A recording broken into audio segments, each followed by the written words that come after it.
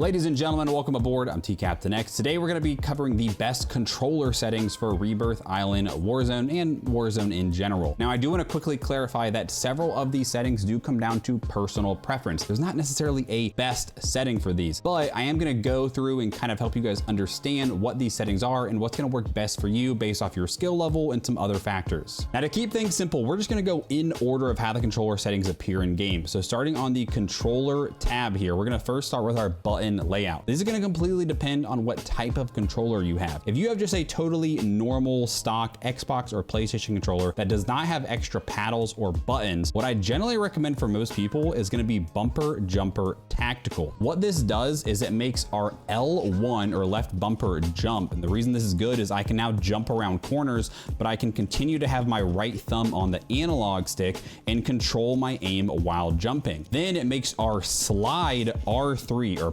pressing down on the right analog stick. So again, I can slide around corners, I can slide cancel while I can continue to control my aim during all this. Now, switching to this is definitely awkward. It takes some time. You have to kind of like learn a new muscle memory thing, but ultimately it's going to be the most competitive for you once you get used to it. Now, another option is if you have a little bit more flexibility in your fingers, that would be to play what's called claw. And that's if you look at my hand cam here, I'm going to take my right index finger and I'm going to move it down and I'm going to be able to jump, slide, do all that while I still have my right thumb on the analog stick. And if you can do this, that is phenomenal. Personally, to me, it's a little bit too awkward and uncomfortable, but there are a ton of the top players that play like this that don't use paddles. So if you can do claw, go for it. Now, I do neither of these. I do play on the default button layout, but I have paddles on the back of my aim controller here. And let me show you what they are bound to. So I have 4 paddles here. My bottom right paddle is my slide or circle. My bottom left is jump. And then my top right is triangle, which is going to be switch weapons or to plate. And then my top left is going to be square or reload. And you can set these to anything you want on the controller, but that's just what I like to do. Now, you don't have to have a paddle with 4 controllers. If you just have 2, I think that's really all you need. And I'd recommend doing your slide and jump if you only have 2 paddles. Moving on to the controller settings, I'd recommend just leaving the bumper ping off because we're gonna need to use our tactical lethal button for that instead of pinging. After that, flipping L1, L2 and R1, R2. If you have a normal controller, I would recommend turning this on. This means you're gonna now aim with L1 and shoot with R1 or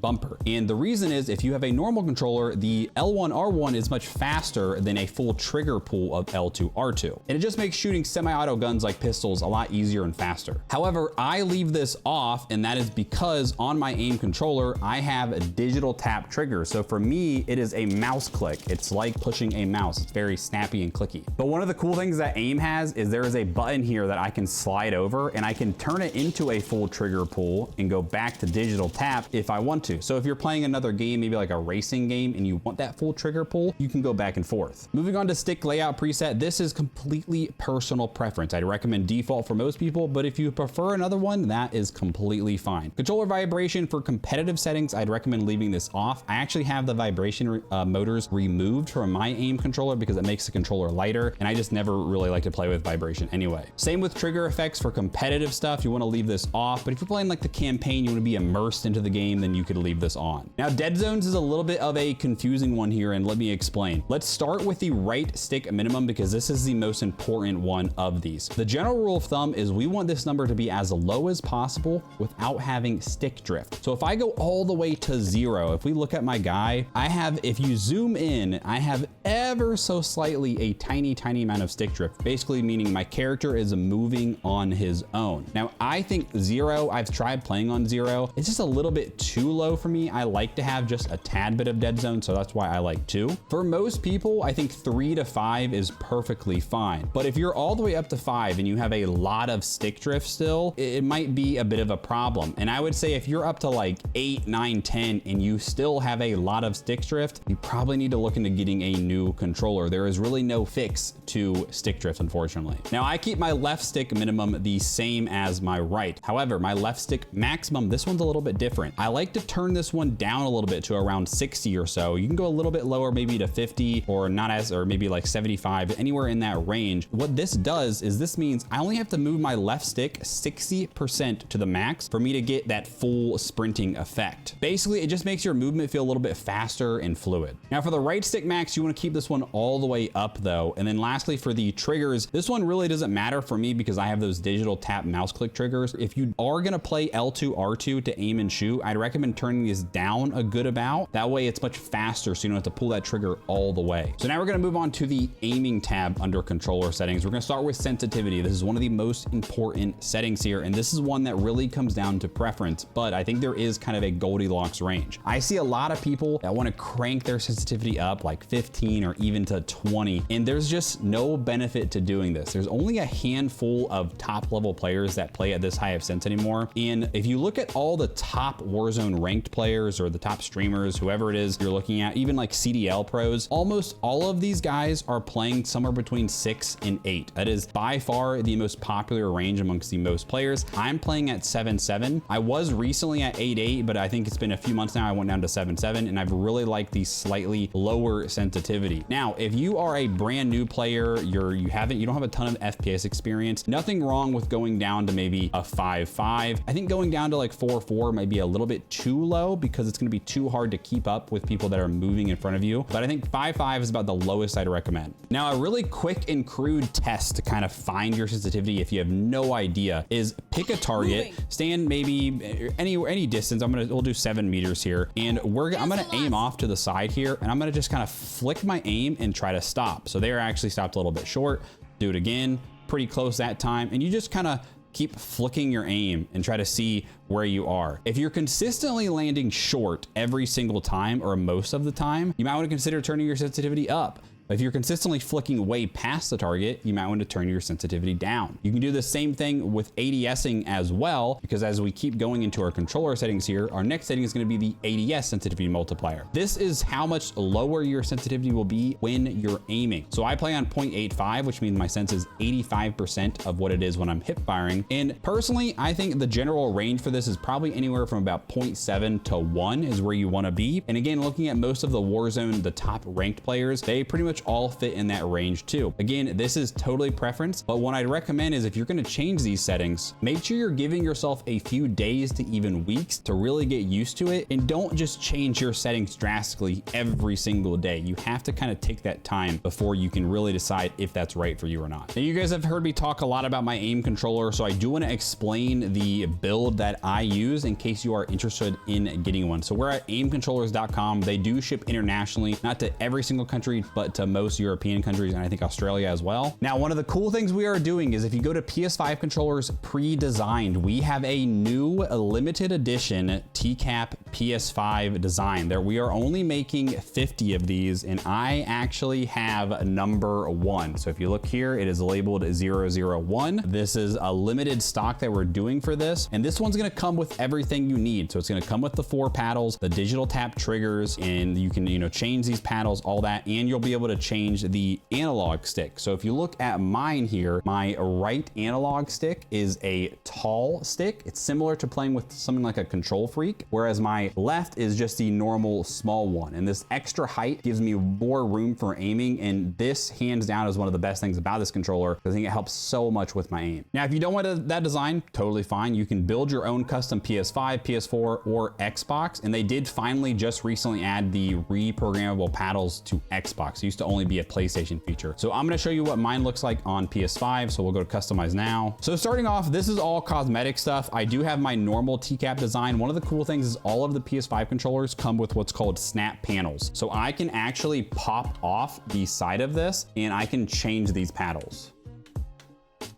So there you go. You can see I can pop this off and I can put a different design on here if I wanted to, which, by the way, you can pick up that new design if you already have a custom snap panel aim controller in the PS5 snap panel section right here. So there's a lot of different things we can customize here, but I want to just cover the important stuff. The first one is digital buttons. So we can make these buttons on the face of the controller digital tap or mouse click. Now, personally, unless you play claw, I don't think this is that necessary unless you're just like, I want it to be as good as I possibly can get it. But with the paddle, paddles, I don't think that's super necessary in my opinion. Now, they did recently just add Hall effect sticks, and Hall effect sticks are a different type of analog stick that is supposed to theoretically never get stick drift. And if it does, there's a way that you can like reprogram it to get rid of that stick drift. These use magnets instead of actual like physical contacts. Now, one thing I want to point out about the Hall effects is if you're a like relatively casual gamer, play a lot of different games, and you don't want to worry about your controller getting stick drift ever again, I would definitely recommend the Hall effects. I personally don't use the Hall effects just because the sensitivity of these are a little bit more sensitive. And for me, I have thousands of hours into playing Call of Duty on my sensitivity. I don't want to adjust to that new sensitivity, and I've personally never really had that big of issues with stick drift anyways. So I don't use them personally, but I think for most people, Hall effects are a pretty good idea. Now, as far as the base of these goes, if we just pick a color here, I use a PS black small on the left, and then I use a high on the right. But if you get these, they will send you multiple options, and these just pop on and off, and you can change these in case you want to try a different height. Like I said, all of these are going to come with the paddles automatically. These are just colors. Now, I do recommend getting the rubberized grip on the back. This just helps when your hands start to get a little bit sweaty and stuff like that. I do also have smart bumpers. So this makes the L1, R1, that mouse click. If you're trying to save money, not a complete necessity, but it is nice to have. And then I do take my vibration motors out of my controller. Now, when we add it to the cart, it is going to be, initially it's 280 bucks, but if we put in code TCaptainX, it's going to save us a lot of money. So right here where it says I have a coupon code, just type in code TCaptainX, hit apply here, and this is actually going to save us $75. There's going to be 20 bucks in shipping. But one of the other cool things about these controllers, which is why I like AIM so much, is that these come with a lifetime warranty on any of the modded parts. So any of those custom parts, if they break, they will cover that for the lifetime of the controller. All you have to do is just pay the shipping fee to send it for the back and forth, and then they will fix it for you. So that's one of the big reasons why I really love these controllers. So moving on in our aiming settings here, for the sensitivity multiplier, I recommend just leaving all these to 1, again, unless you just have a personal preference on adjusting one of those. For the vertical aim axis, this is if you like to have inverted aim. If you're someone that's a little bit more old school, you played some of like the old,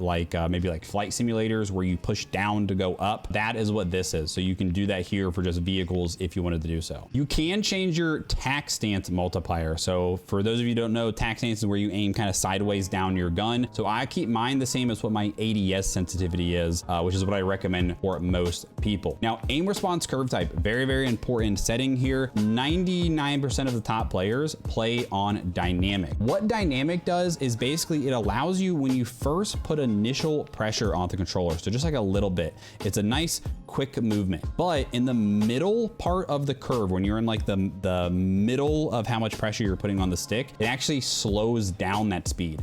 And this is important because this is where you're really doing most of your aiming. You're kind of like fine precision aiming at long range. So the benefit of this is that it allows us to turn really quickly if we need to change directions, but we can be more precise at longer ranges when we're trying to have fine precision aiming. So for pretty much everyone, I'd recommend dynamic. Now, there has been some hype around people playing a linear. Biffle, who's one of the top players, did play linear for a little bit, but he ended up switching back to dynamic. So again, I just think dynamic's the best option for most people. Now, you can have a custom sense multiplier for when you're focused or when you're holding your breath with a sniper. So if you wanted to, maybe you could turn this down just slightly, but I like to leave it as 1. For your ADS sensitivity transition timing, I do recommend changing this to instant. If you play with an ADS sense other than 1, this means as soon as you press L2 to start aiming, that effect or that change in your sensitivity will apply instantly. So that's why I like that. I think it's just best for muscle memory purposes. Now, some people get crazy and play with this custom sense per zoom, and that is where,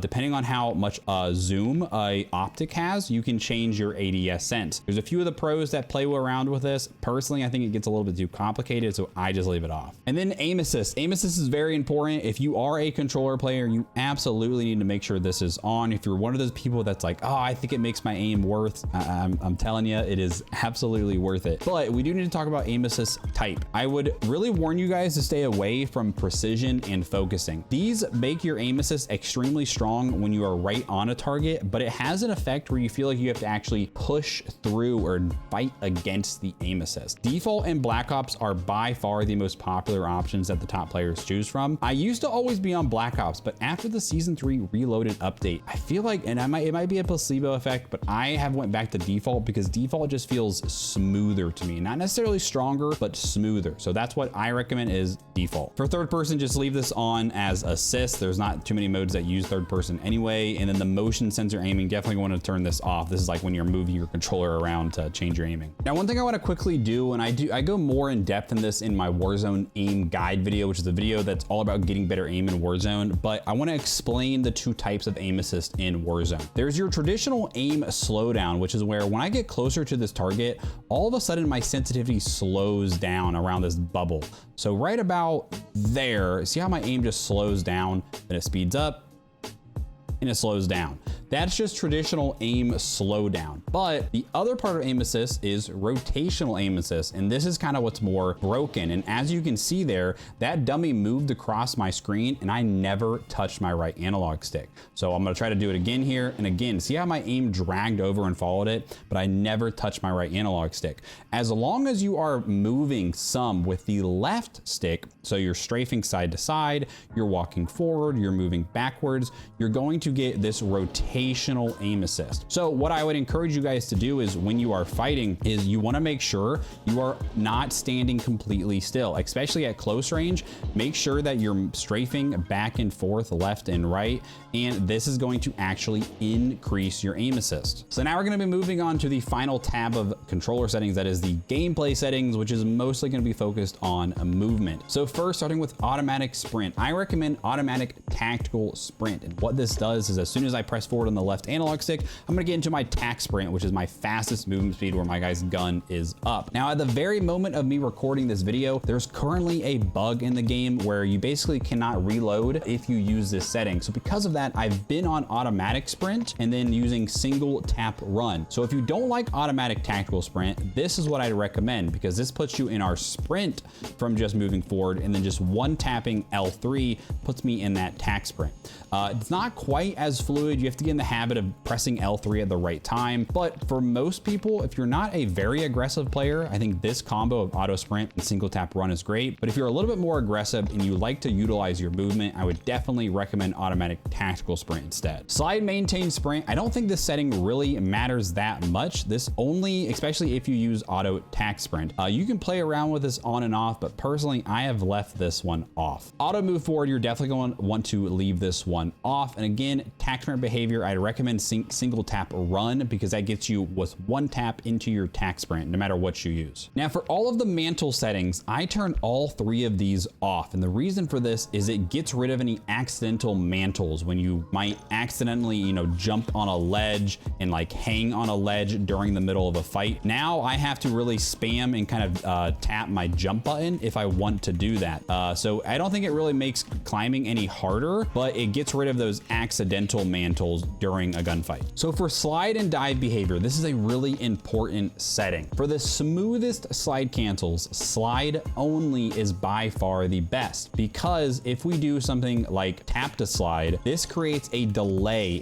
from the time that I press the slide button until my guy actually starts his slide. So it makes your slide cancels a little bit clunky. Now the problem with this is I cannot dive on slide only. If you can master it, hybrid is actually the best setting. Hybrid, when you are pressing L3, if you hit your slide or dive button, then you will dive. But if you're not pressing L3, you slide. So me personally, even though I play on auto tac sprint, I often accidentally will press L3, and this has led to me diving accidentally too many times. So I leave it on slide only, but a lot of the top players that have mastered this, hybrid is great. Plunging underwater, this is kind of personal preference. I just use free, so I just have to look down. Parachute behavior, I like to leave this on off. That way I can get as low to the ground as possible. Unless you frequently splat, then you might want to turn this on to always. Sprinting door bash, make sure this is on so you can sprint and run through doors instead of having to interact with them. Ledge climb behavior, I recommend movement based, because then you just have to press forward with your left analog stick to climb over. Combat behaviors, definitely want to have ADS as hold and not toggle. Equipment behavior, this is really personal preference, but I like to do hold. So when I let go of my L1, I'll then like throw the grenade or R1, whichever it may be. Weapon mount activation, this is how you get mounted. Totally personal preference, but I would not do ADS because you will actually accidentally mount too much, but I think ADS plus melee is the easiest one. Now, weapon mount exit delay. This one I do recommend you turn down to either short or instant. I think default is medium or long. What this does is it just allows you to unmount a little bit quicker. So if I'm mounted right here, as soon as I apply pressure on my left stick, I'm going to instantly come off the mount so I can start moving around and get away or whatever. Whereas if it's on medium or long, you have to hold that pressure for a little bit longer until the game recognizes it and unmounts. Tac stance activation. This is just how you get into tac stance. Totally personal preference, but I like to do ADS plus the down button. I like to set it to toggle, meaning to once I put on tac stance, I will stay in tac stance with that gun for the rest of the game, basically. Now, interact reload behavior, very important setting. This makes looting in Warzone so much easier to do prioritize interact. Now, the very moment of me recording this video, there's a little bit of a bug going on with this, so hopefully this is fixed by the time you guys are watching this video. But what this does means now if I'm standing over a bunch of loot, imagine if there's a bunch of loot, I have to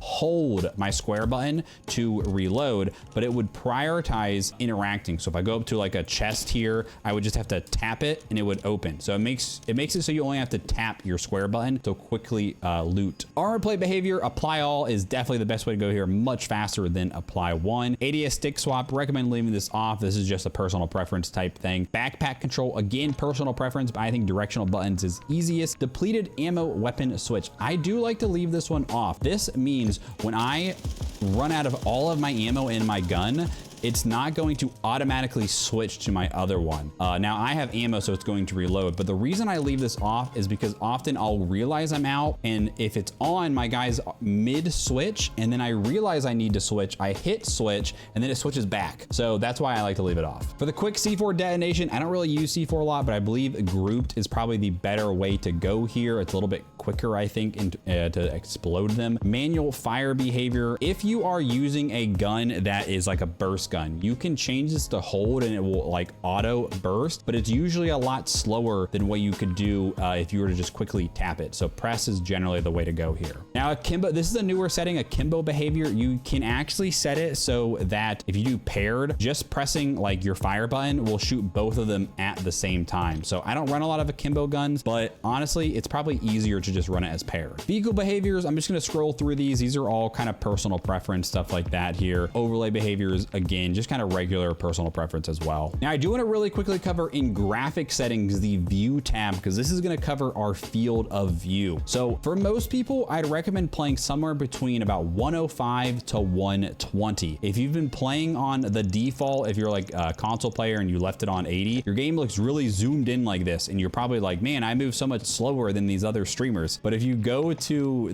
your field of view, you crank this all the way up to 120. Now our camera is like much wider and it looks like you're moving faster, but this is basically just like a visual trick on your mind of why it looks like you're moving faster. But the benefit to this is this wider field of view actually decreases the visual recoil of the gun. It doesn't actually change the recoil, but because we're not so zoomed in on that gun, we're zoomed out, that recoil looks like a smaller amount of change in your screen. The only downside is this smaller field of view also means targets will appear a little bit smaller. So that's why for some people, I'd recommend you might want to, if you're used to playing on 80 and you're just changing this, maybe go up to like 100 and stay there and try to work up to a little bit higher, like 110 to 120. A lot of the top players play on 120. There is this rumor that 119 gives you more aim assist. That's bullcrap. It's not true. 120 is what I recommend if you can tolerate it. Make sure your ADS field of view is on affected, because this will keep that nice wide field of view as well. Weapon field of view also would recommend wide. Third person, maxed it out to 90 if you are playing third person, and then vehicle also wide. For your camera settings down here, for really quick, world motion blur, weapon blur, make sure you turn these off. This is just like a cinematic effect. Film grain all the way down, and then your camera movements all the way down to least. Now I'm not going to go through the rest of my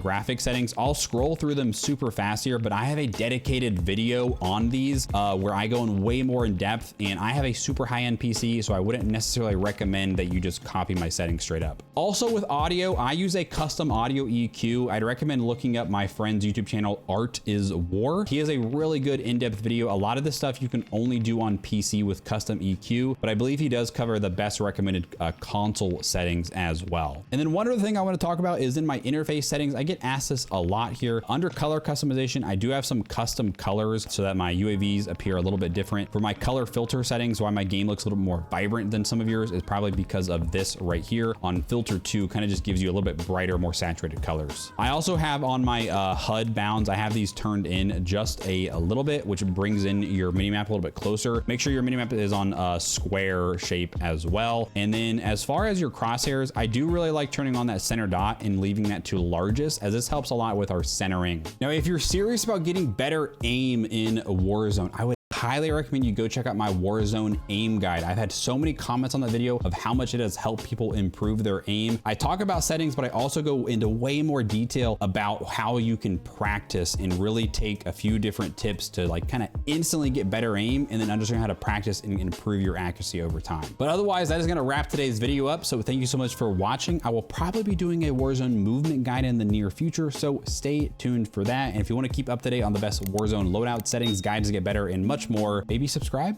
I don't know. Thanks for watching. See you guys.